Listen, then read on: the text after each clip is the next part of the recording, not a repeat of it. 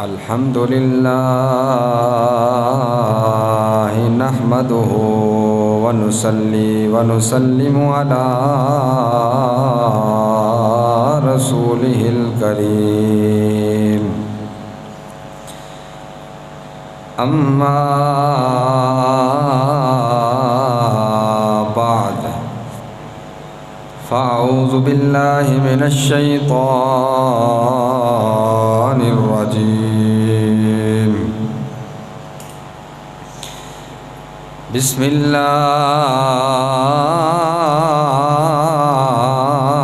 الله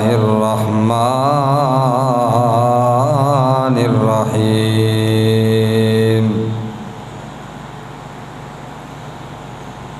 فلما أحس عيسى منهم الكفر قال من أنصاري إلى الله قال الحواريون نحن أنصار الله آمنا بالله واشهد بأننا مسلمون ربنا آمنا بما أنزلت واتبعنا الرسول فاكتبنا مع الشاهدين ومكروا ومكر الله والله خير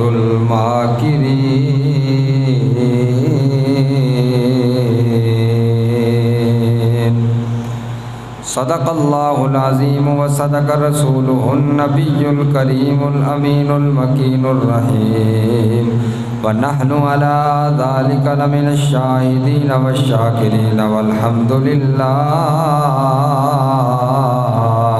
رب العالمين إن الله وملائكته يصلون على النبي يا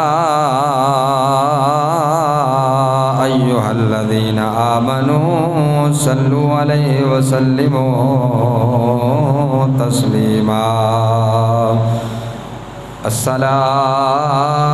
والسلام عليك يا رسول الله وعلى آلك وأصحابك يا حبيب الله الصلاة والسلام عليك يا سيد المرسلين وعلى آلك وأصحابك يا رحمة للعالمين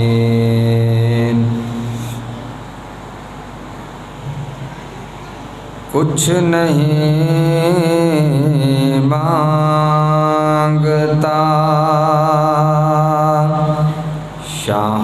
شاہوں سے یہ شیدا تیرا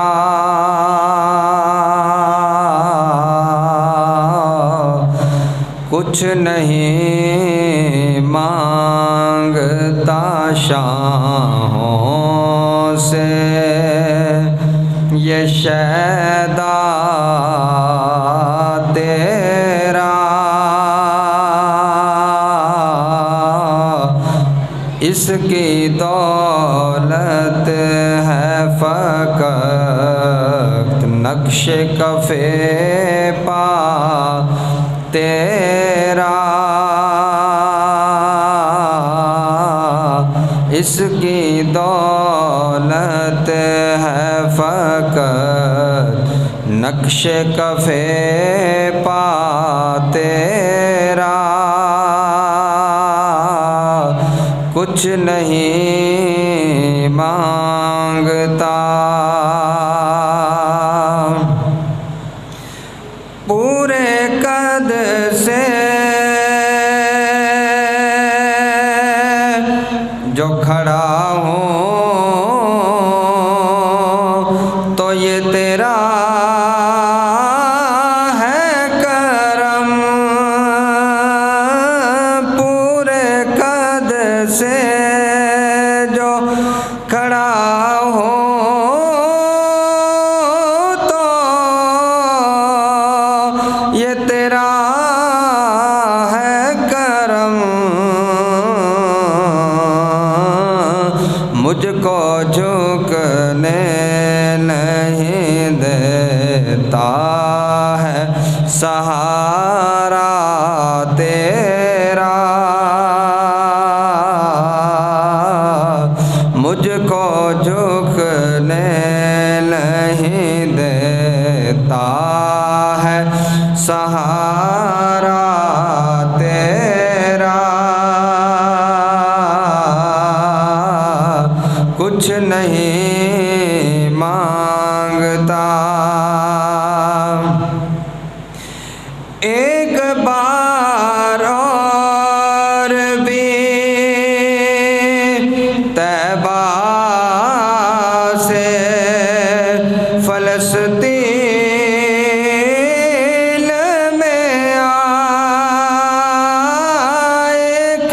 بار اور بھی طیبہ سے فلسطین میں آ، راستہ دیکھتی ہے مسجد اقصیٰ تیرا، راستہ دیکھتی ہے مسجد اقصیٰ تیرا، کچھ نہیں مانگتا شاہوں سے یہ شیدا تیرا، کچھ نہیں مانگتا۔ یہاں جو بچے بیٹھے ہیں نا، جنہوں نے تصویر والی پہنی ہوئی، جاندار کی تصویر جو شرٹ پہنی ہوئی ہے، مسجد میں نماز کیونکہ پڑھتے ہیں، تصویر والی ہو تو وہاں نماز مکروہ ہوتی ہے، اس لیے وہ ان سے گزارش ہے کہ وہ بچے اپنی شرٹ بدل کے آئیں، تصویر کے بغیر پہن کے آئیں۔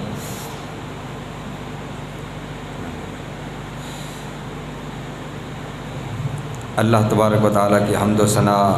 ذکر و اذکار کے بعد حضور النور سید عالم نور مجسم رہبر مکرم ہادی سبل مولا کل آقا نامدار مدنی تاجدار حبیب خدا اشرف انبیاء احمد مجتبیٰ محمد مصطفیٰ صلی اللہ علیہ وآلہ وسلم کی بارگاہ بے کس پناہ کے اندر عقیدتوں، محبتوں اور ارادتوں کے پھول نچھاور کرنے کے بعد سامعین عزیز وقار قرآن مجید فرقان حمید کے تیسرے پارے کی سورہ آل عمران کی 3 آیہ مبارکہ آپ کے سامنے تلاوت کرنے کا شرف حاصل کیا۔ دعا ہے کہ اللہ تبارک و تعالیٰ میری زبان پہ کلمہ حق جاری کرنے کی، آپ سب کو سن کر سمجھنے کی، ہم سب کو اس پر عمل کرنے کی توفیق عطا فرمائے۔ اللہ تبارک و تعالیٰ نے ارشاد فرمایا فلما احس عیسیٰ منہم الکفر قال من انصاری الی اللہ قال الحواریون نحن انصار اللہ آمنا باللہ واشہد بأننا مسلمون۔ پس جب حضرت عیسیٰ علیہ السلام نے اپنی قوم میں سے کفر کی بو محسوس کی تو اس وقت آپ نے یہ ارشاد فرمایا من انصاری الی اللہ، اللہ کے دین کے لیے کون میرا مددگار ہے؟ قال الحواریون نحن انصار اللہ، کچھ حواری کہنے لگے ہم اللہ کے دین کے لیے مددگار ہیں۔ آمنا باللہ، ہم اللہ پر ایمان لائے۔ واشہد بأننا مسلمون، آپ بھی اس بات کی گواہی دیجئے کہ ہم مسلمان ہیں۔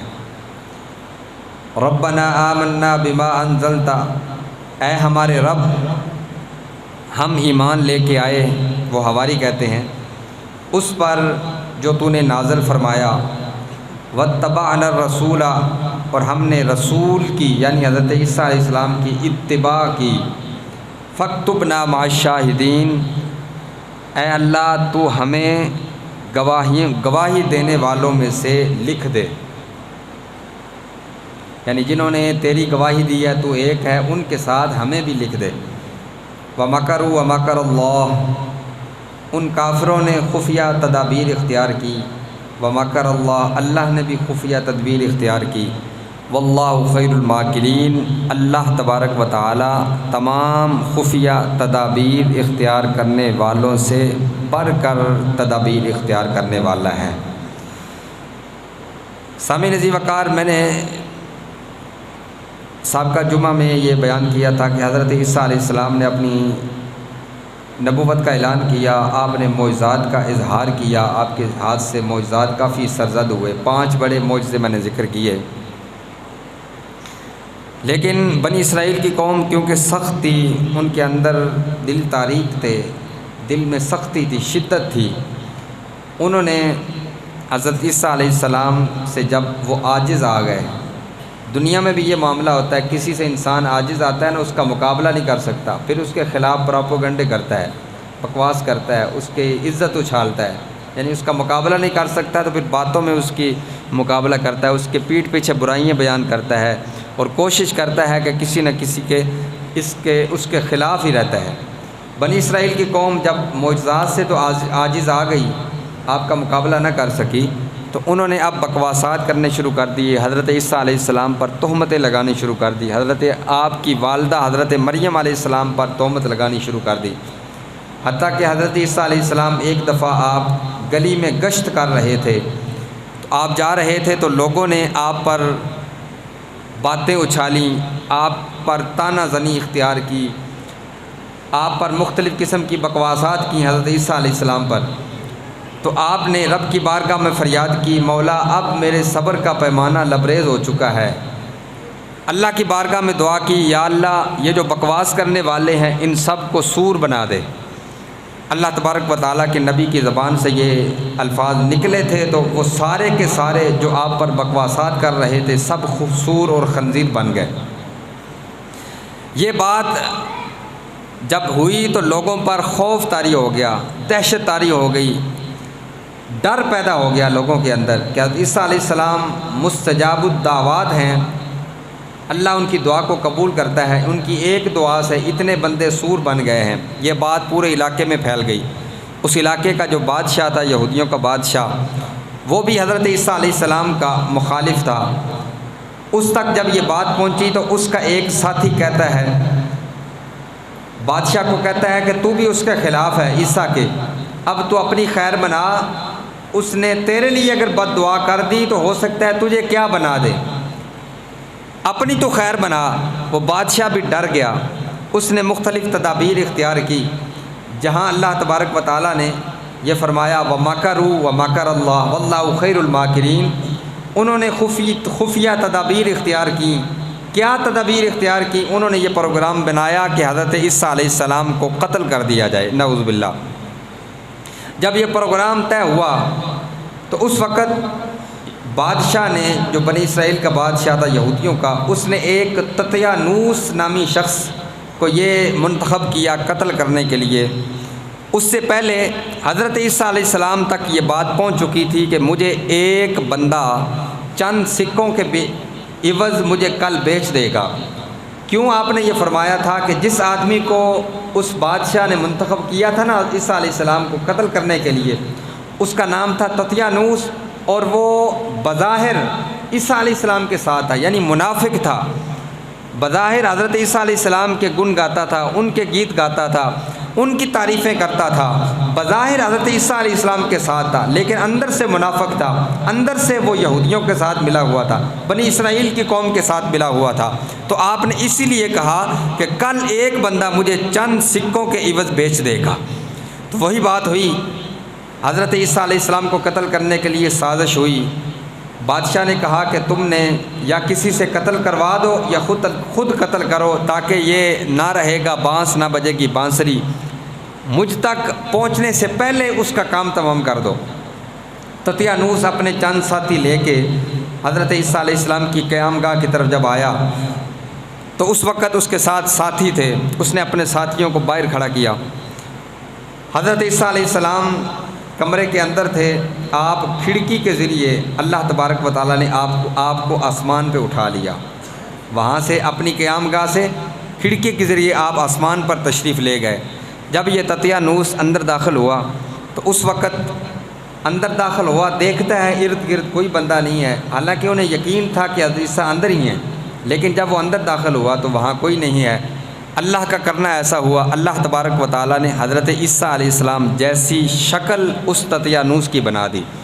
لوگ باہر یہ سمجھ رہے تھے، کیونکہ دیر ہو گئی تھی، وہ یہ سمجھ رہے تھے کہ تطیانوس اندر جو حضرت عیسیٰ علیہ السلام سے وہ جنگ کر رہا ہے، یعنی اس کو قتل کرنے کی کوشش کر رہا ہے، کیونکہ تطیانوس ایک طاقتور آدمی تھا۔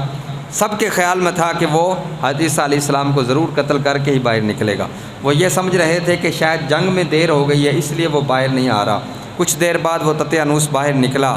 تو اس کی شکل کیونکہ حضرت عیسیٰ علیہ السلام جیسی تھی، اللہ نے بنا دی تھی، لوگوں نے پکڑ لیا۔ لوگوں نے اب یہ سمجھا کہ یہ حضرت عیسیٰ علیہ السلام تطیانوس کو قتل کر کے باہر آئے ہیں، لوگوں نے یہ سمجھا۔ اس نے لاکھ آوازیں لگائیں، لاکھ کوشش کی ان کو یقین دہانی کروانے کے لیے، میرا نام تطیانوس ہے،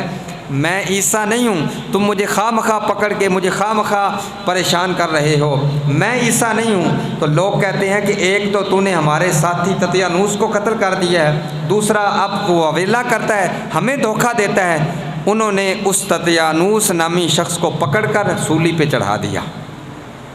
عیسیٰ علیہ السلام سمجھ کے انہوں نے تطیانوس کو سولی پہ چڑھایا۔ تو آج بھی جو عیسائی ہیں ان کا یہ عقیدہ ہے کہ ہم نے عیسیٰ کو سولی پہ لٹکایا ہے، وہ جب فوت ہوئے ہیں تو اس وقت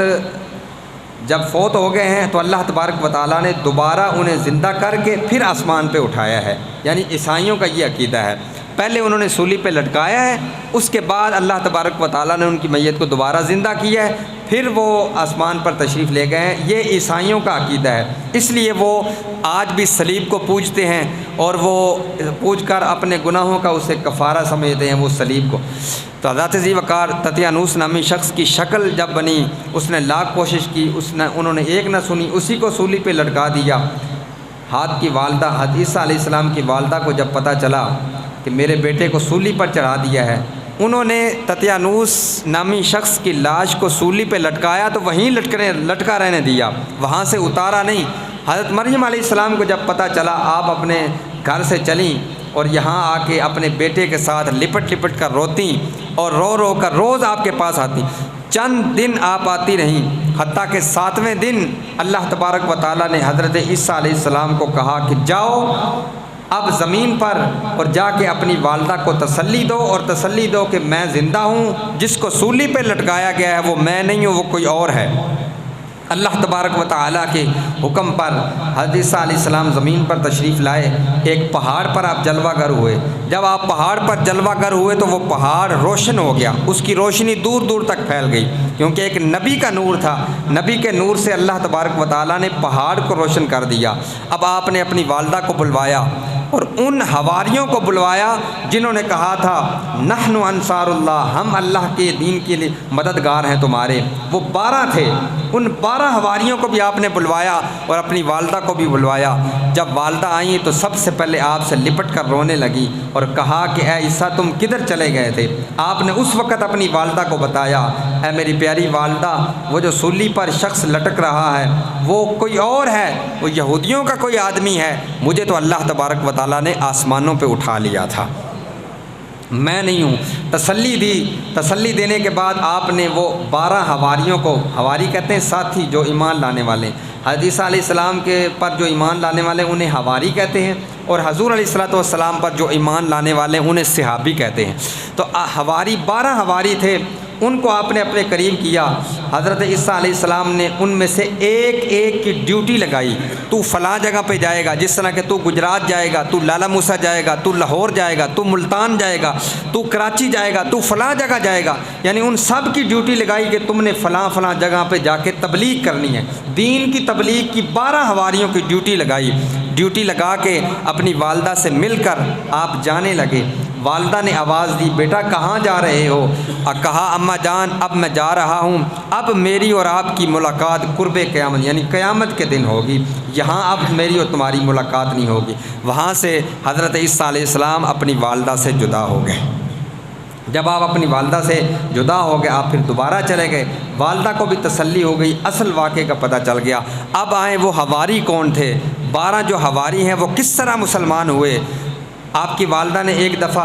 حضرت عیسیٰ علیہ السلام کو رنگ کا ہنر سیکھنے کے لیے ایک شخص کے پاس بھیجا، جاؤ فلاں جگہ ایک بندہ ہے وہ رنگ ساز ہے اور وہ بڑا ماہر ہے اس رنگ ساز میں، جاؤ تم بھی وہاں جا کے ہنر سیکھ کے آؤ۔ حضرت عیسیٰ علیہ السلام اپنی والدہ کی خواہش پر رنگ کا ہنر سیکھنے کے لیے اپنے استاد کے پاس گئے۔ جب استاد کے پاس آئے تو استاد نے یہ دیکھا یہ تو سیکھنے آیا ہے، لیکن جب استاد نے عیسیٰ علیہ السلام کا کام دیکھا تو وہ یہ سمجھا کہ یہ تو مجھ سے بھی بڑا ماہر ہے، کوئی بڑا ماہر رنگ ساز ہے۔ حالانکہ آپ نے کبھی زندگی میں رنگ سازی نہیں کی، لیکن کیونکہ آپ نبی تھے، اللہ کی قدرت سے اللہ سے سیکھ کے آئے تھے، تو وہ رنگ ساز کہتا ہے کہ یہ تو میرا بھی استاد ہے۔ ایک دفعہ وہ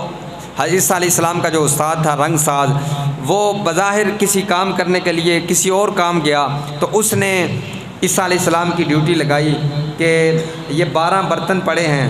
12 یا 10 جتنے بھی ہیں، کچھ برتن پڑے ہیں، ان برتنوں میں مختلف قسم کے رنگ ہیں، اور کچھ کپڑے میرے پاس ہیں جو لوگوں نے رنگنے کے لیے میرے پاس رکھے ہیں، تو یہ میں نے کپڑوں کے اوپر نشان لگا دیا ہے، جو رنگ کرنا ہے وہ اس رنگ والے برتن میں وہ کپڑے ڈال دینا، وہ کپڑے والے آئیں تو تم انہیں واپس کر دینا۔ حضرت ذی وقار وہ آپ کا جو بظاہر استاد تھا وہ یہ کہہ کر چلا گیا۔ حضرت عیسیٰ علیہ السلام نے سارے کپڑے ایک ہی برتن میں ڈال دیے، ایک ہی برتن میں سارے کپڑے ڈال دیے، حالانکہ انہیں مختلف قسم کا رنگ کرنا تھا۔ جب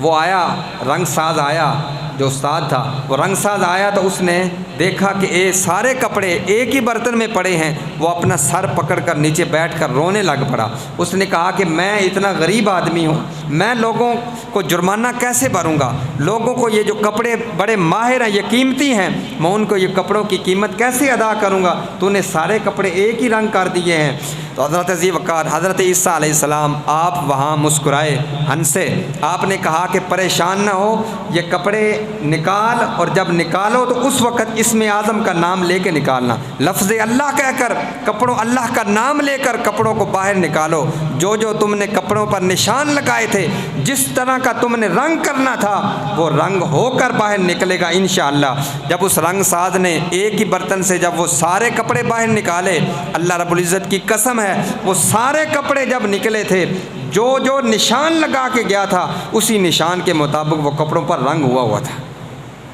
تو جب یہ معاملہ دیکھا تو اس وقت اس رنگ ساز کے پاس اس کے اور بھی شاگرد بیٹھے ہوئے تھے، وہ 12 تھے۔ جب ان 12 وہ 11 تھے، 12واں یہ رنگ ساز تھا۔ جب ان 12 آدمیوں نے حضرت عیسیٰ علیہ السلام کا یہ معجزہ دیکھا تو وہ 12 حواری حضرت عیسیٰ علیہ السلام پر ایمان لائے، اور انہوں نے کہا ربنا آمنا بما انزلتا واتبعنا الرسول فاکتبنا مع الشاہدین، اے ہمارے رب ہم ایمان لائے ہیں اس پر جو تو نے نازل کیا ہے، اور ہم اس رسول کی ہم نے اتباع کی ہے، فاکتبنا مع الشاہدین، ہمیں گواہوں کے ساتھ تم لکھ دے۔ حضرت ذی وقار یہ تو حضرت عیسیٰ علیہ السلام کے حوالے سے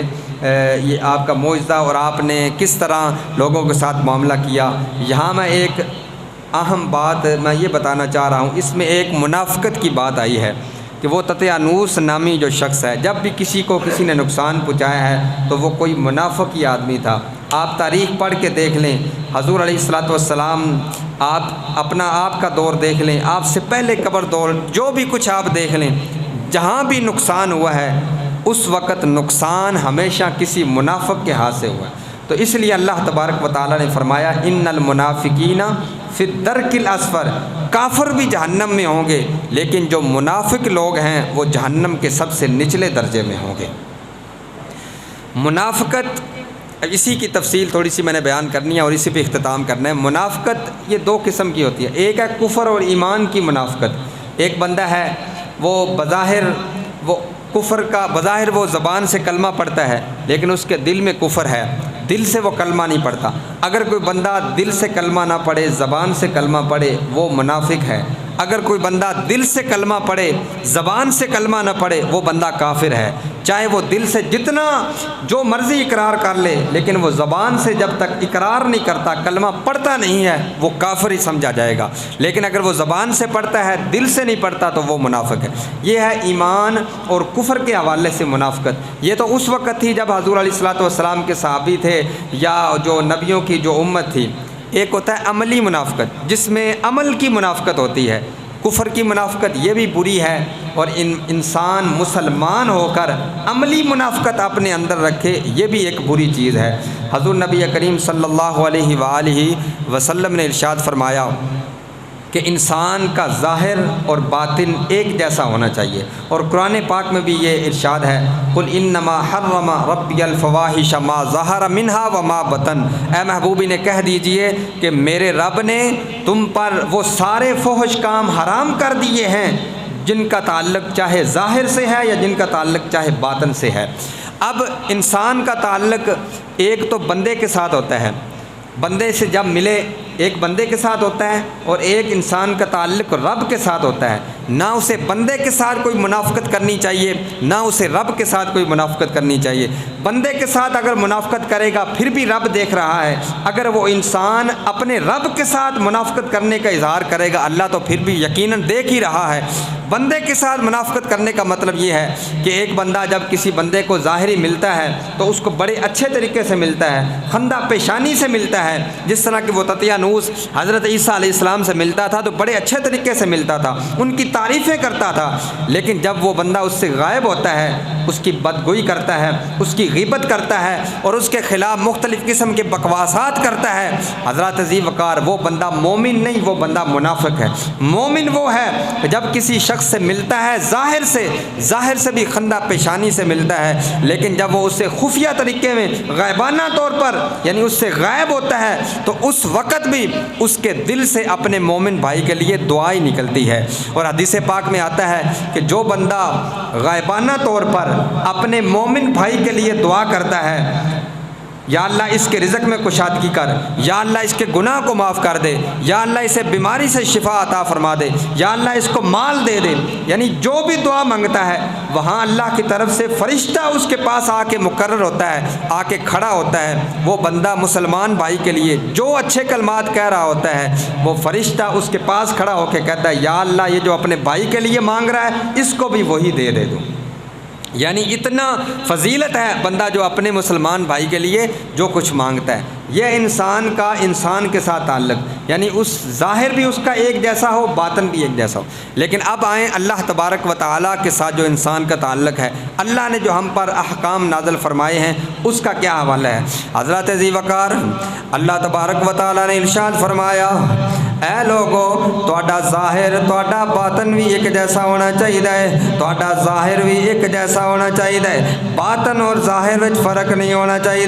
حضور نبی کریم صلی اللہ علیہ وآلہ وسلم نے ارشاد فرمایا قیامت دے دن کچھ لوگ اللہ تبارک و تعالیٰ ایک فرشتے نو حکم ارشاد فرمائے گا،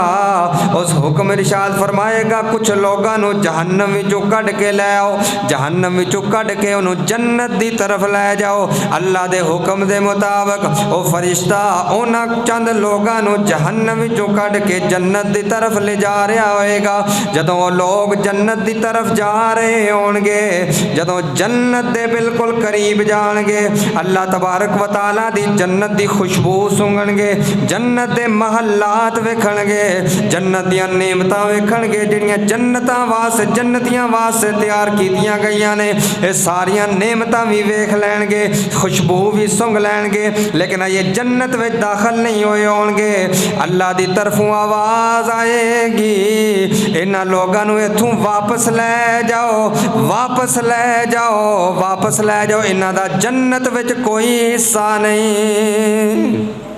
یہ حدیث پاک میں اس واسطے سنائیے، آج کچھ لوگ ایسے نے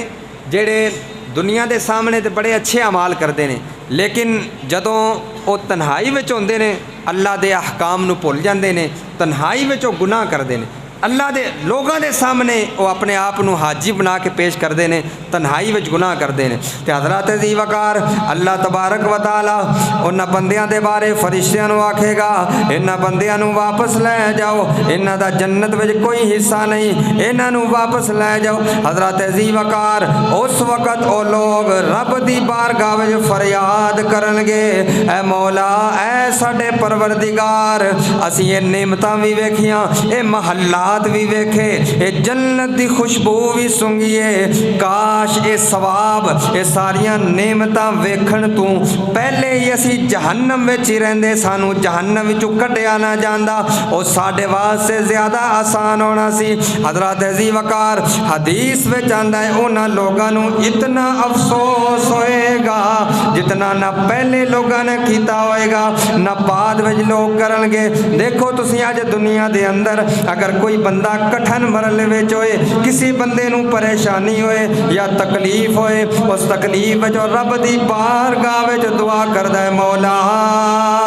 مینوں اس مصیبت تو نجات عطا فرما، مینوں راحت نصیب فرما۔ جدوں انہوں راحت مل جاندی ہے، راحت نو اجے تھوڑی دیر ہوے دوبارہ انہوں مصیبت وچ جانا پے جائے، او دے وچ کی گزرے گی، اس وقت انہاں دا کی حال ہوے گا۔ جدوں جہنم وچ نکل کے جنت دی طرف جا رہے ہون گے، رب دی آواز آئے گی انہاں نو دوبارہ جہنم وچ لے جاؤ، جنت وچ انہاں دا کوئی حصہ نہیں۔ رب دی بارگاہ وچ فریاد کرن گے مولا اے ساڈے نال اے ماجرا اے معاملہ کیوں کیتا ہے؟ اللہ تبارک و تعالی آکھے گا،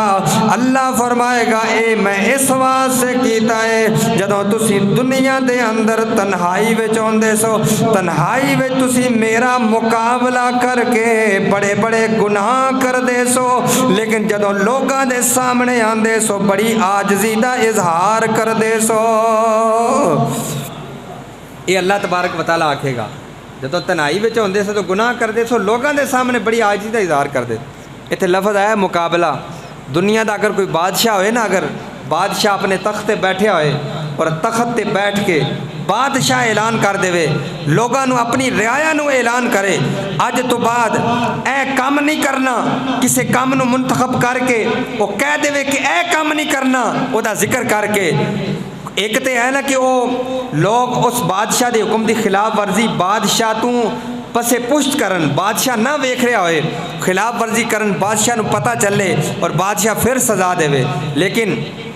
ایک ہے کہ بادشاہ دے سامنے ایک بندہ اس حکم دی خلاف ورزی کر رہا ہے، بادشاہ ویکھ رہا ہے، غور کرو بادشاہ نو کتنا غصہ آئے گا۔ حضرات عزیز وقار بادشاہ نو کتنا غصہ آئے گا، اور بادشاہ نو اتنا غصہ آئے گا کیونکہ وہ مقابلہ کر رہا ہے، وہ بندہ بادشاہ دے سامنے او دی خلاف ورزی کر کے ایک جرت دا مظاہرہ کر رہا ہے، میں تیری خلاف ورزی کر رہا، تیرے کو جو کچھ ہوندا ہے کر لے، وہ جرت دا مظاہرہ کر کے بادشاہ دا مقابلہ کر رہا ہے۔ حضرات عزیز وقار بلا تمثیل اللہ تبارک و تعالی دی قدرت دی اکھ تو کوئی چیز مخفی نہیں۔ اللہ فرماندا ہے جدوں تسی دنیا دے اندر تنہائی وچ ہوندے سو، لوگ تانوں ویکھ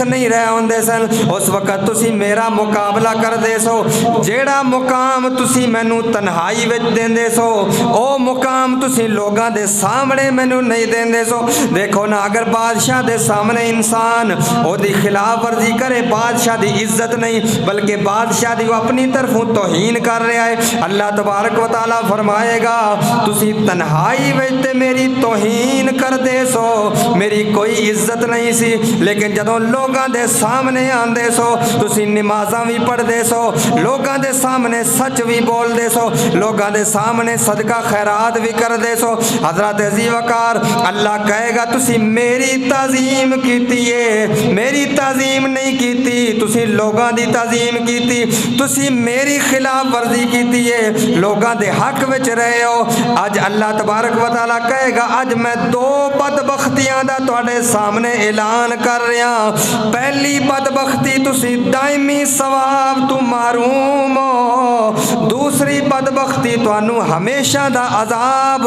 تانوں دتا جائے گا۔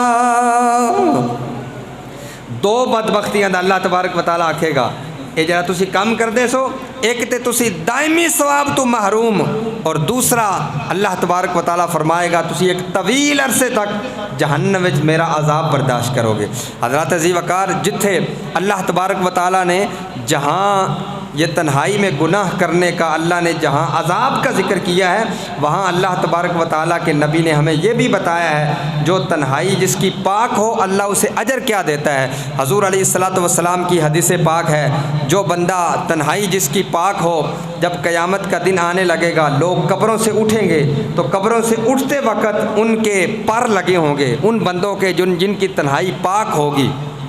وہ اپنے پروں سے اڑ کر سیدھا جنت میں چلے جائیں گے، یعنی نہ حساب و کتاب ہوگا، نہ وہ پل صراط سے گزریں گے، بلکہ قبروں سے اٹھ کر اپنے پروں کے ذریعے اڑ کر جنت میں پہنچ جائیں گے۔ وہاں جنت میں اڑ کر نعمتوں سے لطف اندوز ہو رہے ہوں گے، نعمتیں دیکھ رہے ہوں گے، محلات دیکھ رہے ہوں گے۔ فرشتے ان سے پوچھیں گے کیا تم نے حساب و کتاب دیکھا ہے؟ وہ کہیں گے ہم نے حساب و کتاب نہیں دیکھا۔ پوچھیں گے کیا تم نے پل صراط دیکھا ہے؟ کہیں گے ہم نے نہیں دیکھا۔ تو وہ پوچھیں گے تمہارا کس گروہ سے، کس نبی کی امت ہو،